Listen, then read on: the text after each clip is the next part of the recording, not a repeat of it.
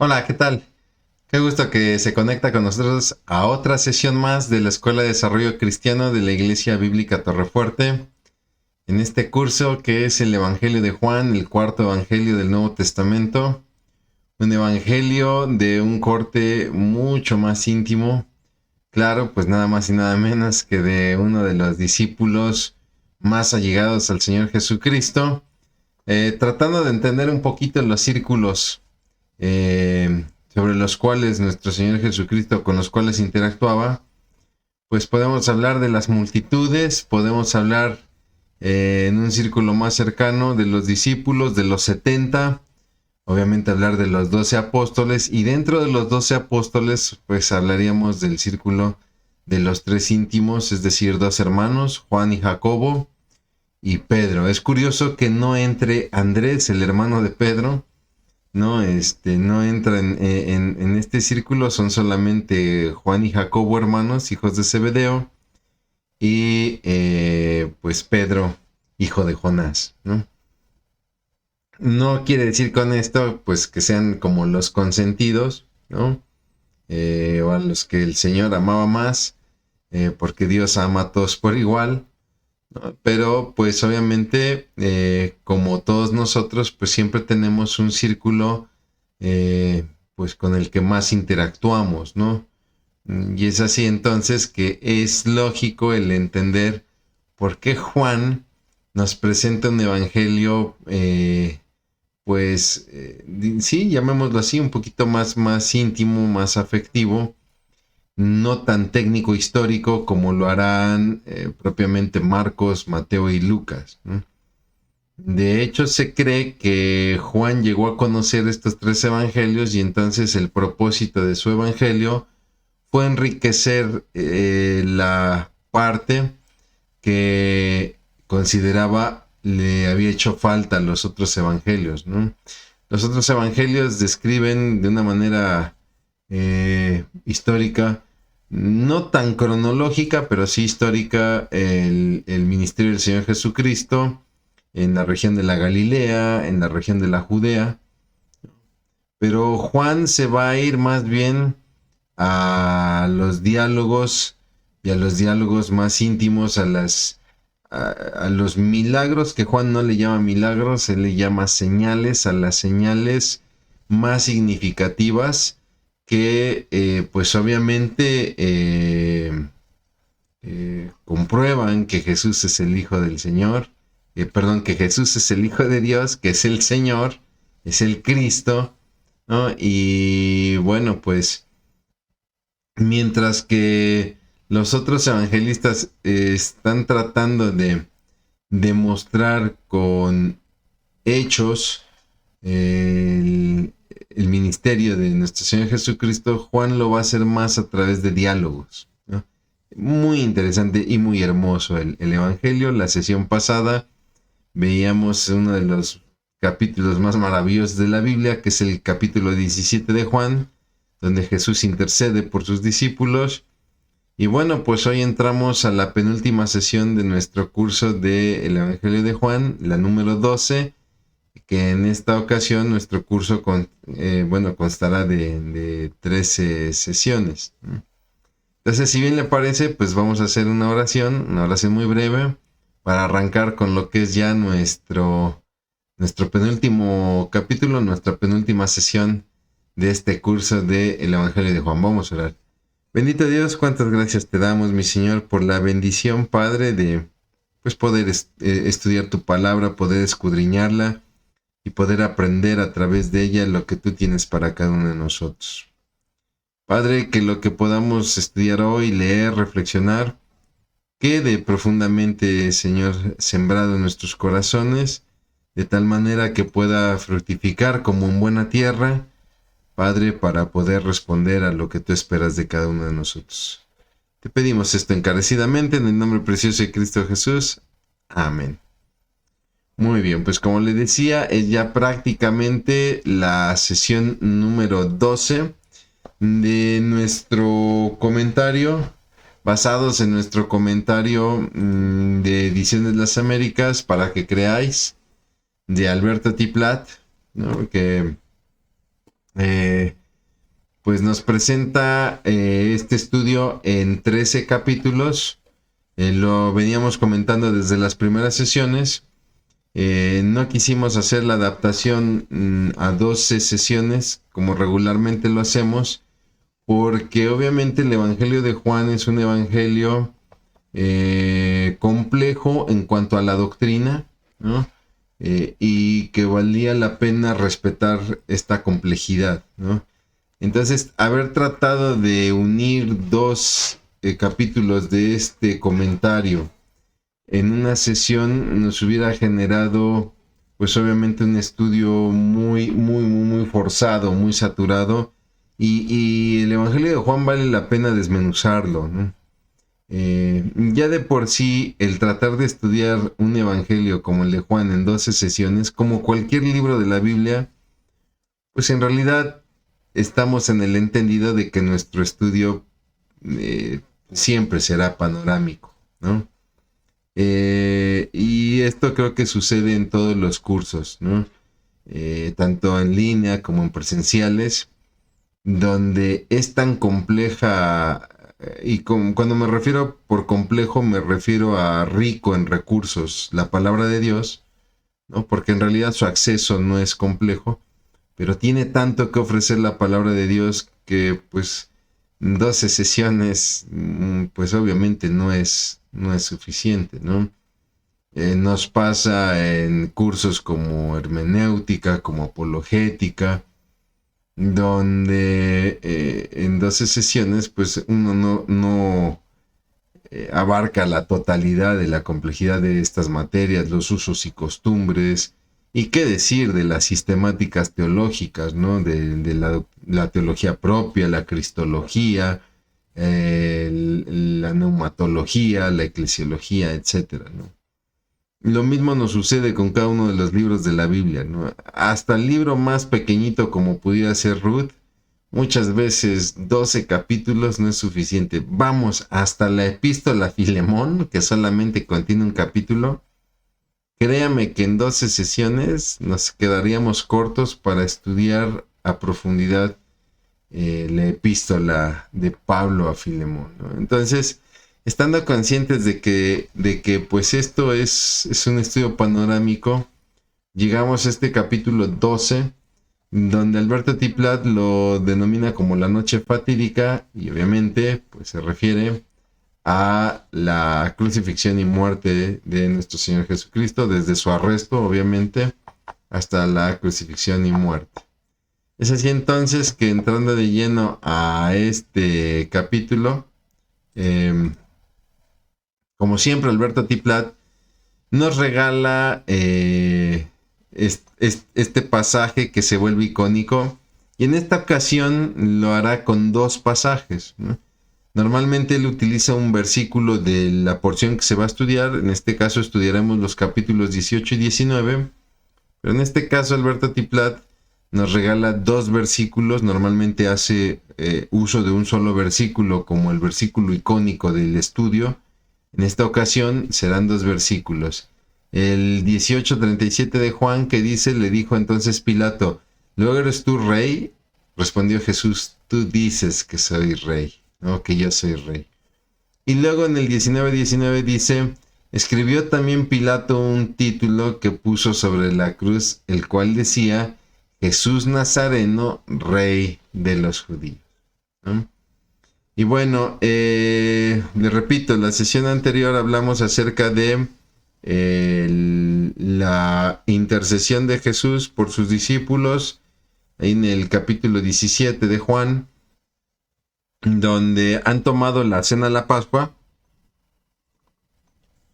Han tomado la cena de la Pascua y entonces pues están listos todos los elementos ya para el gran suceso, el suceso cumbre del ministerio del Señor Jesucristo. El suceso cumbre del ministerio del Señor Jesucristo no es alguno de los milagros como la alimentación de los 5,000, como el caminar sobre las aguas. No es alguna enseñanza significativa como cualquiera de sus parábolas, como cualquiera de las confrontaciones, de las tantas confrontaciones que tendrá con los fariseos, los escribas. el momento cumbre del ministerio de nuestro Señor Jesucristo es su sacrificio en la cruz. Y están todos los elementos ya listos para que esto se lleve a cabo. Pero no perdamos de vista que aunque a los ojos humanos pareciera que fue un momento de flaqueza de Dios, no olvide que todo esto estaba contemplado en el plan de Dios y que Dios jamás perdió el control ante esta situación. Sí, es una noche negra para la historia de la humanidad, pero es una noche de luz. Disculpe usted el pleonasmo, pero es una noche de luz para los creyentes.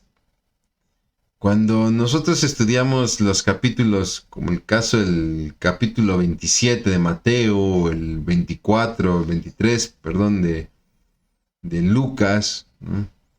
El capítulo 15 de Marcos, en este caso el 19 de Juan, donde se narra la crucifixión de nuestro Señor Jesucristo, pues obviamente nos queda este sabor de boca amargo por lo que ha sufrido nuestro Señor, nuestro Cristo, el Hijo de Dios. Pero entendemos en el fondo que era necesario y entendemos el valor que hay detrás de esta obra, ¿no? De esta obra de redención, de esta obra de perdón, de esta obra de justificación que era necesaria, que usted y yo necesitábamos, ¿no? Donde viene una oportunidad para todos aquellos que somos pecadores de recibir el perdón de Dios y la dádiva de la vida eterna. Es así entonces que pues tenemos que hablar de los sucesos que se darán del huerto del Getsemaní a la casa de Pilato, donde han tomado la cena de la Pascua. En otros evangelios, caso de Mateo, dice que habiendo cantado los himnos, se fueron al huerto del Getsemaní o al huerto de los olivos, es decir, un jardín donde se sembraban árboles de oliva. Y bueno, pues imagínese usted, ¿no? De lo que va a suceder, de estar en la tranquilidad del jardín, y digo tranquilidad entre comillas, porque sabemos que Jesús está orando y está angustiado en gran manera, dice la palabra, ¿no? Pero pensamos en los escenarios y bueno, pues el Getsemaní es un huerto muy tranquilo y tendrá que pasar de esa tranquilidad a la frialdad del palacio gubernamental ahí en la casa de Pilato. Es así que arranca el capítulo 18, donde se nos narra la traición de Judas y el arresto de Jesús ahí en el jardín, donde tenemos que estar conscientes. Recuerde, desde el capítulo 13 de Juan, que se viene hablando acerca de el servicio, donde Jesús lava los pies a sus discípulos, y no pierde de vista todos los temas que se van dando. Juan 14, la administración de el Espíritu Santo, el otro consolador que ha de venir, que es necesario que Cristo se vaya para que éste venga, que en la casa del Padre hay muchas moradas y Él irá a preparar esas moradas para nosotros. El capítulo 15, donde Jesús en Juan nos habla acerca de que Él es la vid verdadera, el Padre es el labrador, y los discípulos, nosotros somos los pámpanos que estamos llamados a llevar fruto, ¿no? El capítulo 16, donde nuevamente hay una instrucción acerca del Espíritu Santo, del ministerio del Espíritu Santo, y obviamente la oración de intercesión, donde Jesús pide porque se mantenga la unidad, así como Él y el Padre son una misma cosa, donde anuncia que en el mundo habrá aflicción, pero que Él ha vencido al mundo, y donde ora al Padre no para que seamos quitados del mundo, sino para que podamos ser dignos testigos de Dios en este mundo, ser santificados en la verdad, en la palabra, que es la verdad. Todo esto que estoy narrando, desde el lavamiento de pies hasta esta oración, tenemos que estar conscientes que ahí Judas ya no estaba, Ya Jesús le había dicho a Judas que pues lo que tenía que hacer lo hiciera presto. Es así entonces que tenemos que entender que todas estas instrucciones eran única y exclusivamente para verdaderos creyentes. Veíamos la sesión anterior donde Jesús habla de los discípulos que están en el mundo pero que no son del mundo y pide a Dios que los guarde del mundo. Y decíamos, no vemos a un Jesús orando por el mundo porque no era el momento de orar por el mundo, ¿no? Y será realmente a nosotros, los creyentes, los discípulos, quienes nos tocará interceder por el mundo. Del mismo modo, ahí no estará Judas porque él no era un creyente verdadero, ¿no? Jesús se encuentra ahí con los discípulos en el Jardín de los Olivos, que es un jardín particular, no pensemos que es un parque público, ¿no? Era un huerto particular de un dueño en particular que seguramente se dedicaba a trabajar el aceite de la oliva o productos de la oliva, y que se entiende, los discípulos frecuentaban mucho, les servía como un lugar de descanso cuando visitaban la ciudad de Jerusalén, por situaciones ministeriales, por ir a celebrar alguna de las fiestas, los tabernáculos, la Pascua, etcétera, ¿no? Entonces entendemos que ellos tenían libre acceso por parte del dueño, nunca se nos dice quién es el dueño, pero entendemos que tenían libre acceso por parte del dueño a este jardín, ¿no? Y ahí es donde se presenta Judas para entregar al Señor Jesucristo, que en realidad pues no era nada diferente a los judíos incrédulos. Piense usted en los fariseos, en los principales escribas, los sacerdotes. Me atrevo a decir que Judas era peor que ellos, ¿no? Porque al menos ellos expresaban abiertamente su rechazo al Señor Jesucristo.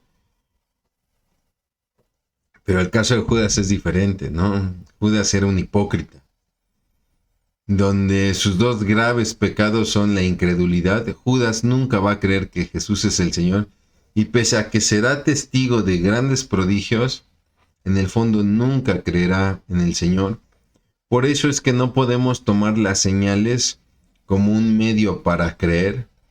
Recuerde usted a los judíos, a los fariseos que decían, pues si eres el Hijo de Dios, danos una señal. Yo le apuesto a que si Jesús hubiese hecho una señal, muchos de ellos hubiesen dudado, hubieran dicho, no, pues esta señal no comprueba exactamente que sea el Hijo de Dios. Lo vemos, por ejemplo, en aquellos que decían, este no echa demonios si no es por Belcebú. Ahí está una señal que no les convencía, ¿no? Y cuando uno lee a Judas, uno inmediatamente recuerda a un personaje similar en el Antiguo Testamento llamado Saúl. Un hombre que desempeña un papel cercano a Dios como es ser rey de Israel, pero que nunca reconocerá a Dios como su Dios. Nunca va a nombrar a Dios como su Dios. ¿Por qué? Porque en el fondo no creerá en Él, no creerá en los profetas, no creerá en los sacrificios, tratará de hacer las cosas a su manera. Y Judas no es diferente a Saúl, ¿no? Y bueno, pues su otro pecado es la avaricia, ¿no? Donde él está dispuesto a vender a su Señor por 30 monedas de plata, ¿no? El Evangelio de Juan no menciona el beso con el cual Judas entrega al Señor, pero sí menciona la manera en cómo llegan, ¿no? Donde dice que llegan con una compañía de soldados romanos, alrededor de 600 romanos, 600 efectivos, sería una compañía, más aparte los alguaciles de los sumos sacerdotes, los alguaciles del sumo sacerdote, que era una especie como de guardia del templo, y personas con linternas, antorchas y armas. Aquí quiero aprovechar porque dando un curso, no recuerdo de los evangelios, no me acuerdo si fue el de Mateo o el de Marcos, yo mencionaba que era un error considerar que había soldados romanos porque se narraba solamente a los alguaciles o a los oficiales del templo. ¿Quiénes eran los oficiales del templo? Eran personas asignadas por los mismos sacerdotes, por el sumo sacerdote y el Sanedrín, ¿no? que servían como una especie de policía interna, ¿no? Dentro del Imperio Romano, esta era una policía interna que resguardaba el templo. Y en esa ocasión recuerdo que decía, muchos nos pintan el cuadro del arresto de Jesús ahí en el huerto con soldados romanos, cuando en realidad sería un error. ¿Por qué? Porque no hubo soldados romanos. Disculpe usted mi ignorancia, no tomé en consideración el pasaje de Juan.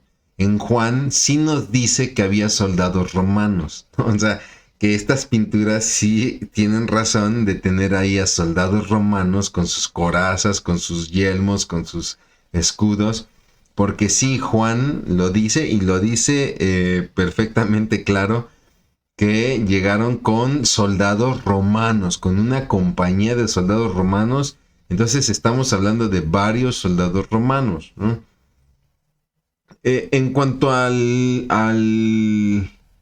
la cantidad, debo aclararlo, yo lo considero un tanto exagerado, ¿no? Porque aquí en el comentario, Alberto Tiplad establece que la compañía está compuesta por 600 soldados romanos. Yo no creo que hayan llegado 600 soldados, aunque ya temo equivocarme, ¿no? Pero también una compañía muchas veces se refería a 6, de 4 a 6 soldados, que es por ejemplo la guardia romana que mandan al sepulcro del Señor Jesucristo, ¿no? También habla de una compañía y no precisamente 600 soldados, pues estaban aguardando ahí el sepulcro, ¿no? Seguramente estaremos hablando de 4 o 6 efectivos, ¿no?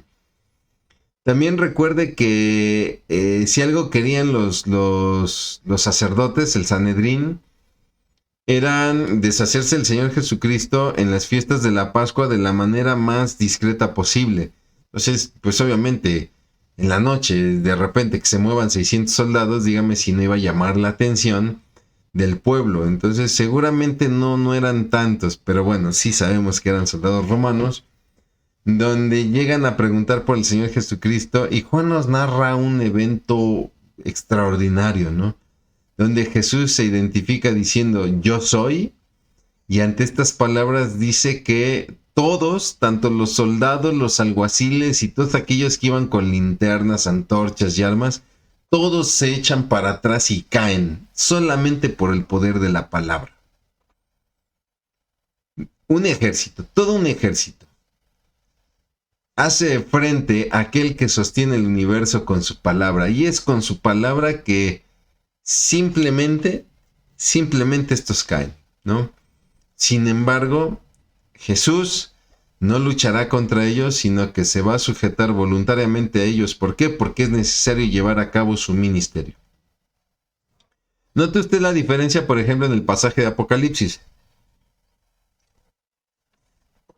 Apocalipsis, ahí en su capítulo 19, narra el regreso del Señor Jesucristo, donde nos dice que las naciones le harán la guerra. Una guerra en la región del Armagedón. Y donde dice que se juntarán las naciones para hacerle frente. Y entonces llegará el Señor Jesucristo en este caballo blanco, montado en este caballo blanco, símbolo de victoria. Ya no lo hará en un pollino, símbolo de paz, sino que ahora vendrá en un símbolo de guerra y de victoria, en vestiduras teñidas en sangre, ¿no? Y cuando estas naciones se junten para hacerle la guerra, note usted cuál será el recurso por el que Jesús derrotará a todos estos ejércitos.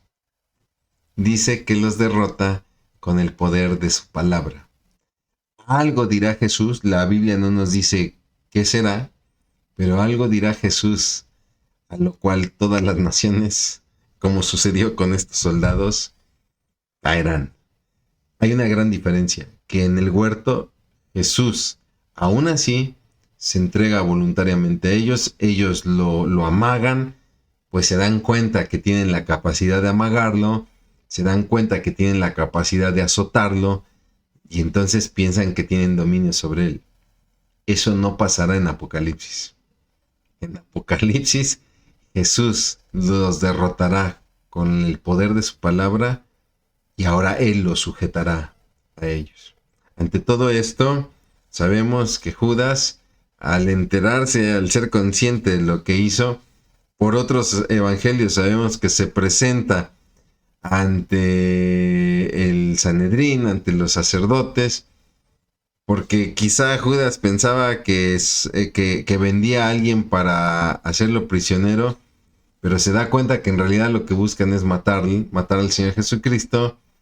Él no se arrepiente, muchos dicen que se arrepiente, no, él tiene remordimiento, muy diferente al arrepentimiento, y trata de aclarar las cosas con el sumo sacerdote, y el sumo sacerdote simplemente lo va a ignorar, ¿no? Te hemos pagado tu dinero, date por bien servido, ya no nos molestes, y el remordimiento consumirá a Judas, por lo cual saldrá y se ahorcará, ¿no? Es así entonces que, se presenta el juicio ahí en la casa de Anás, suegro de Caifás, en un juicio, pues obviamente ilegal, ¿no? En un juicio ilegal en el que, es ilegal porque de entrada el Sanedrín, desde la ley de Moisés, no se permitía que se emitiera un juicio o que una persona fuera enjuiciada durante la noche, ¿no?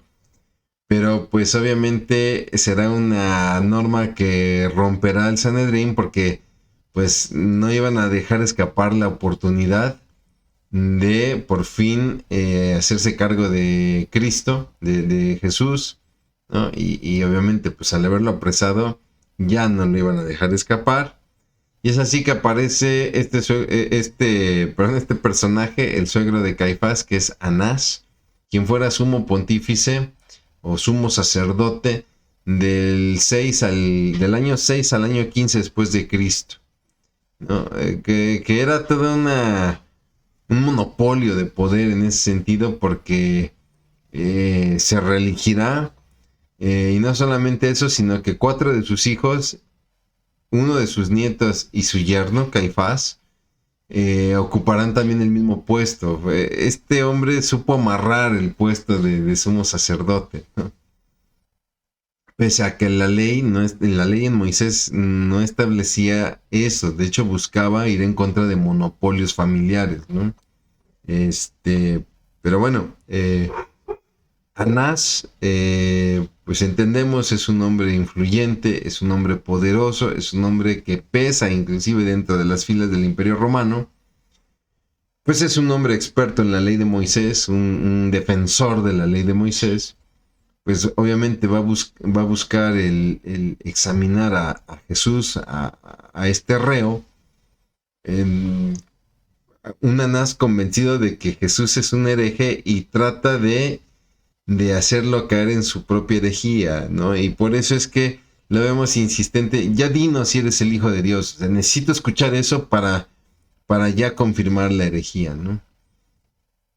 Jesús le responderá acerca de 3 situaciones donde él ministró en público y donde nunca hubo una situación por la cual él fuera apresado. Él predicó en las multitudes, predicó en la sinagoga, predicó en el templo. Y lo que está haciendo Jesús es que les está diciendo: es absurdo tu juicio, porque yo prediqué en estos lugares y a la vista de ustedes. Yo nunca hice nada a escondidas. Jesús nunca tuvo un ministerio clandestino. Y en medio de todo este juicio, Juan entreteje la historia de la negación de Pedro,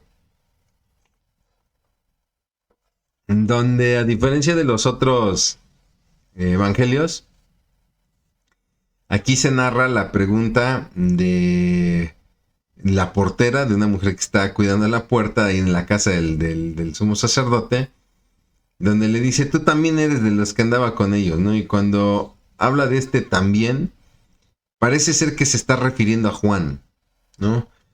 ¿Por qué? Porque recordemos que Juan, lo establece la palabra, era conocido del sumo sacerdote.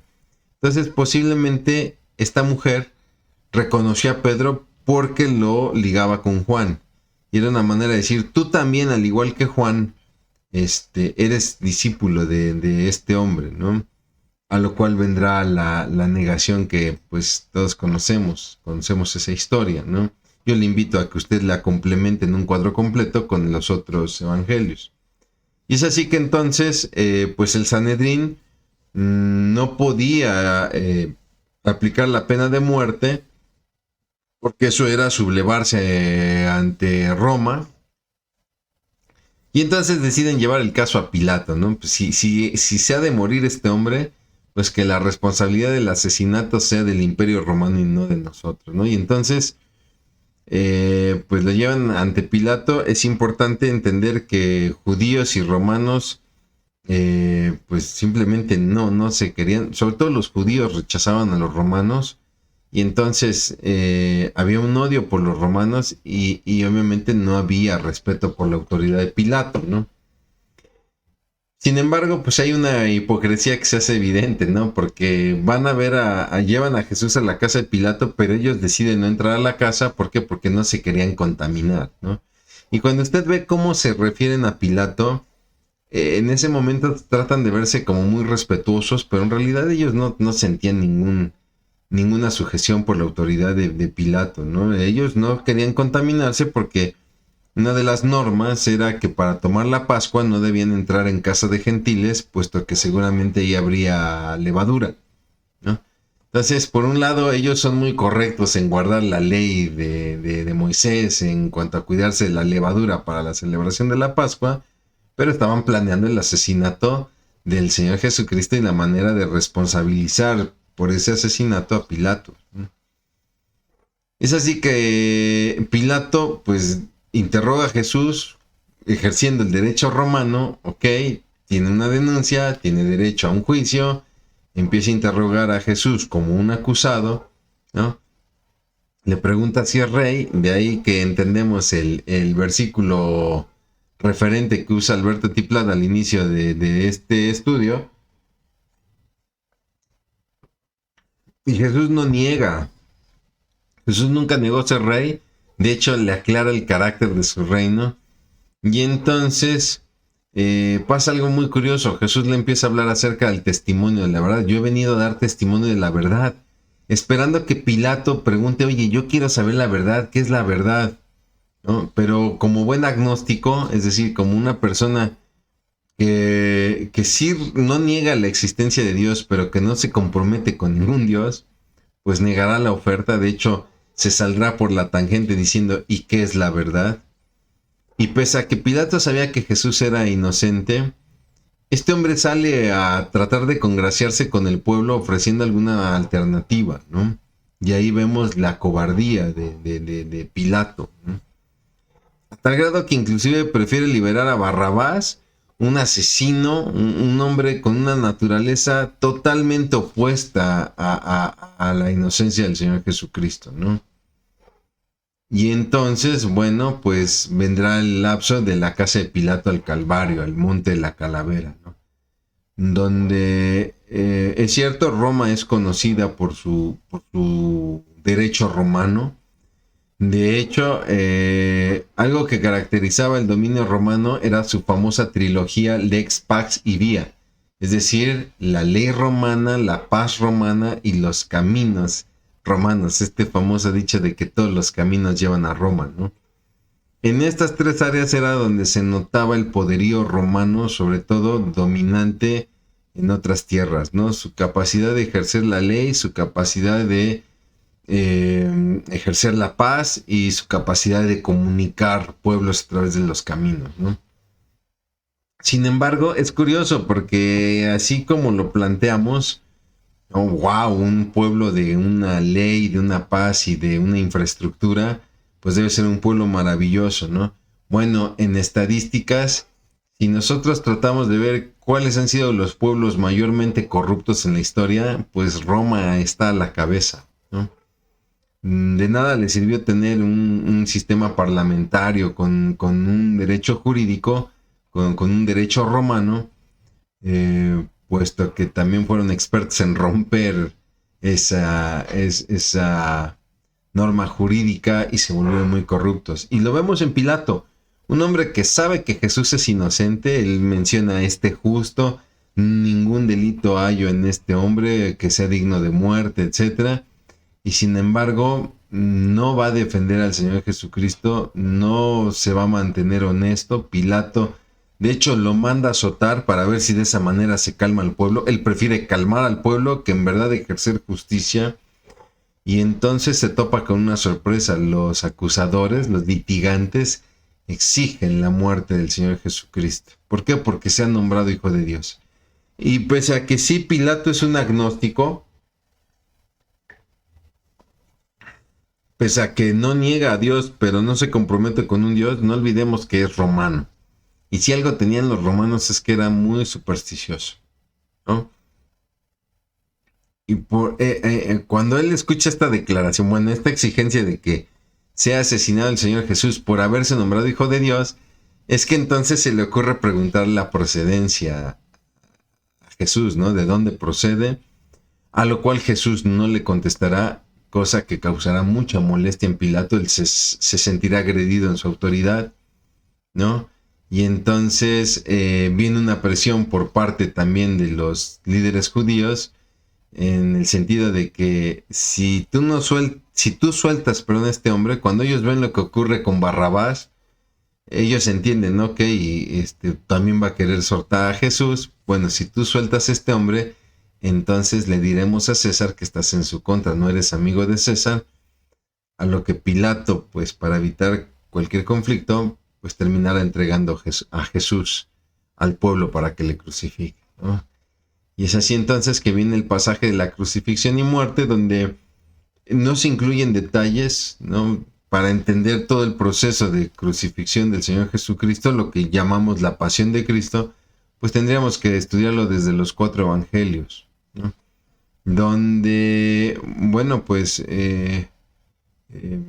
Jesús es llevado al monte de la calavera, es crucificado, y lo que nos relata Juan en su evangelio es que Pilato, en una manera de vengarse por esta presión que ejercieron los líderes judíos de matar a este hombre que él había hallado inocente, pues una manera de mofarse de ellos es que manda a colocar un letrero arriba de la cruz, arriba de la cabeza del Señor Jesucristo, donde decía Jesús Nazareno, Rey de los Judíos, en 3 idiomas, en hebreo, en griego y en latín, que bien pueden representar la religión, la cultura y la ley, es decir, el testimonio de que Jesús, el Nazareno, el Rey de los Judíos, ha sido crucificado para el perdón de nuestros pecados ante la religión, ante la cultura y ante la ley.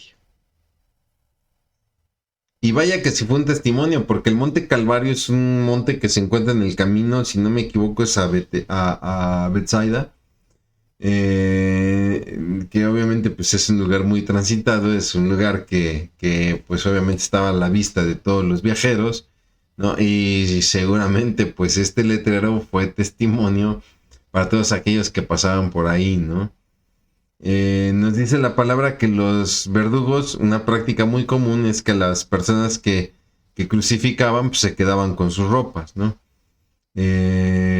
Obviamente la capa era una prenda muy especial y no valía la pena cortarla para que cada quien se quedara con una porción de capa, porque entonces perdía su valor. Por lo tanto deciden echar suertes para ver quién se queda con la capa completa, y de esta manera cumplen la profecía del Salmo 22:18. Nos dice Juan que alrededor de la cruz había personas íntimas, como el caso de 3 Marías: María la madre de Jesús, María la esposa de Cleofas y María Magdalena. Está también la hermana de María, madre de Jesús, es decir, una tía de Jesús, y está también ahí Juan, ¿no? Juan, el autor de este evangelio. Este famoso pasaje donde Jesús le dice a María: mujer, he ahí a tu hijo, y hijo, he ahí a tu madre, donde muchos toman que es el pasaje en el cual a María se le está encargando a la iglesia. Bueno, no. Aquí Jesús está más bien ejerciendo una responsabilidad filial. ¿Qué es una responsabilidad filial? Como parte de la ley de Moisés, había muchas situaciones en las que una familia podía quedar desamparada, y una de ellas era, por ejemplo, la viudez, ¿no? Cuando una mujer israelita enviudaba, pues prácticamente perdía la protección de su marido, y no solamente la protección de su marido, sino el sustento de su marido, ¿no? Si esta mujer que en viuda tenía un hijo, bueno, pues el hijo podía sostenerla. Problema era cuando la mujer era viuda y aparte moría el hijo, porque eso significaba que la mujer estaba condenada a la pobreza y a la calle, porque ya nadie iba a ver por ella. Y pues en este sentido es lo que está pasando con María, donde José ha muerto y donde ahora Jesús ha sido crucificado. Y entonces lo que vemos aquí es al Señor Jesucristo tratando de cubrir esa parte, ¿no? O cubriendo esa parte, no está tratando, está cubriendo esa parte para no dejar a María desamparada al pedirle a Juan que se haga responsable de ella como hijo, ¿no? Nada tiene que ver aquí la iglesia ni la potestad sobre la iglesia, ¿no? De hecho, el término mujer ya lo habíamos visto con la primera señal en las bodas de Caná, donde Jesús aclara la nueva relación con respecto a María, ¿no? Ya no como su madre y su directriz, sino más bien para demostrar que Jesús ya no está bajo la dirección de ella, ¿no? Recuérdese que en las bodas de Caná, de hecho María termina diciendo, pues hagan lo que él diga, ¿no? Y cuando nosotros vemos lo que sucede aquí en el Calvario, no vemos a una María que esté colaborando en la obra redentora de Jesús en el Calvario. Más bien vemos a una mujer que, al igual que muchas personas que estaban ahí, necesitaban de la obra de este Salvador, ¿no? Es así entonces que, bueno, pues, si bien no tenemos todas las 7 palabras que conocemos como las 7 palabras en la cruz, en Juan no están las 7 palabras, pero pues está una de las más importantes, consumado es, donde Jesús no está delirando, ¿no? Sino al contrario, está dando una declaración de victoria. La redención del hombre se ha logrado y Jesús ha reconciliado al hombre con Dios y Dios ha quedado satisfecho. ¿Por qué? Porque su Hijo ha sido obediente hasta la muerte y muerte de cruz, como aquellas declaraciones que vendrán en el bautismo y en la transfiguración. Este es mi Hijo amado en el cual tengo complacencia. Este es mi Hijo amado, el cual yo glorificaré, ¿no? ¿Por qué? Porque Él ha sido obediente. Y viene el proceso de sepultura, donde hay 2 hombres involucrados, que si lo vemos son hombres que mantienen, un perfil oculto, ¿no? Son una especie como de creyentes secretos. Estamos hablando de José de Arimatea, un hombre rico, y Nicodemo, que visitó al Señor Jesucristo ahí en el capítulo 3 de Juan, que sabemos era el maestro por excelencia de la ley, ¿no? Digámoslo así, era el encargado de la educación en las sinagogas, donde cualquiera de nosotros los pudo haber juzgado. ¿Por qué? Porque ellos no se manifestaban abiertamente como discípulos de Jesús. Hoy se maneja mucho un tema en las iglesias que es los cristianos de la secreta, ¿no? Y son muy criticados. Ay, mira, ese cuate dice que es cristiano, pero es cristiano de la secreta. No le gusta dar testimonio por vergüenza, etcétera, ¿no? Sin embargo, créanme que hay cristianos de la secreta que se vuelven muy valiosos, y un ejemplo de ellos es José de Arimatea y Nicodemo. ¿Por qué? Piense usted en el momento, han apresado a Jesús y seguramente todos están con los ojos puestos en los discípulos para ver si hay alguno más que también haya que eliminar.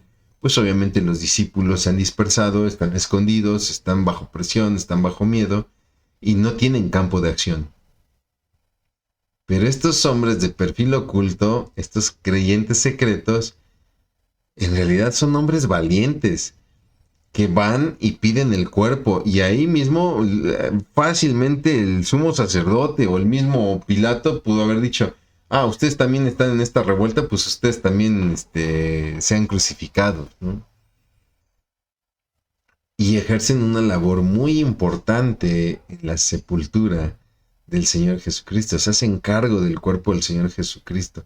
Aprovechan esta colocación, esta posición privilegiada como hombres adinerados o como hombres principales de la sinagoga. Recordemos que Nicodemo, y se cree que José de Arimatea también pertenecían al Sanedrín.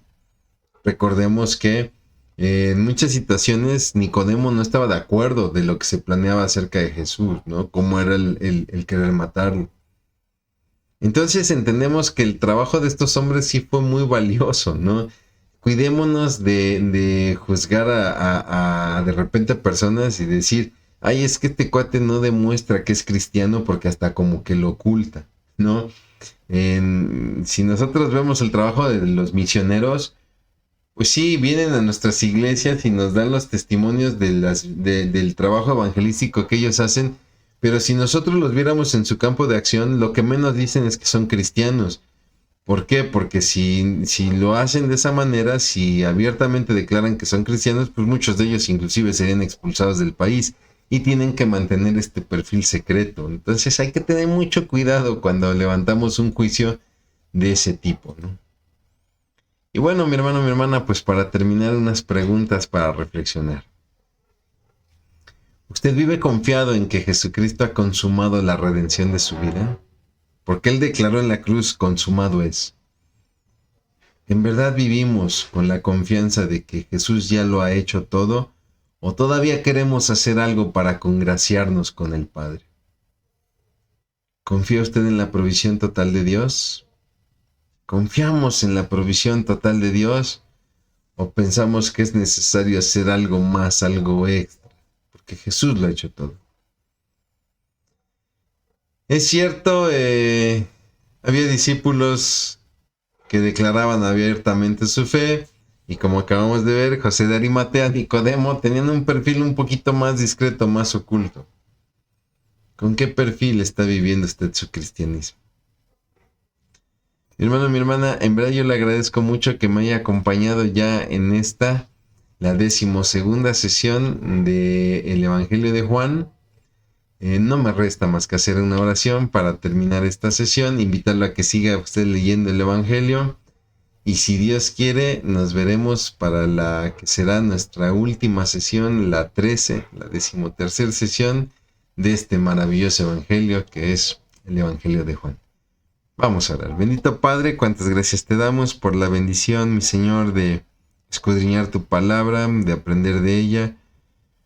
Mi Señor, no nos cansamos de dolernos, porque duele, Padre, el volver a vivir estos sucesos, la narración de estos sucesos, mi Dios, pero cuántas gracias te damos porque era necesario y porque a través de estos sucesos nosotros alcanzamos gracia, paz y misericordia. Gracias a que Jesús fue crucificado y entregó su vida por nosotros, es que ahora nosotros gozamos de vida y de vida abundante. Sabemos que no quedó ahí, sabemos que nuestro Señor Jesucristo fue levantado de entre los muertos con poder, pero mi Señor, no dejamos de considerar y de valorar este sacrificio. Ayúdanos a hacerlo vivo en nuestra vida. Te lo pedimos en Cristo Jesús. Amén. Muchas gracias, mi hermano, que Dios le bendiga mucho y recuerde, lea la Biblia y entréguese a Cristo.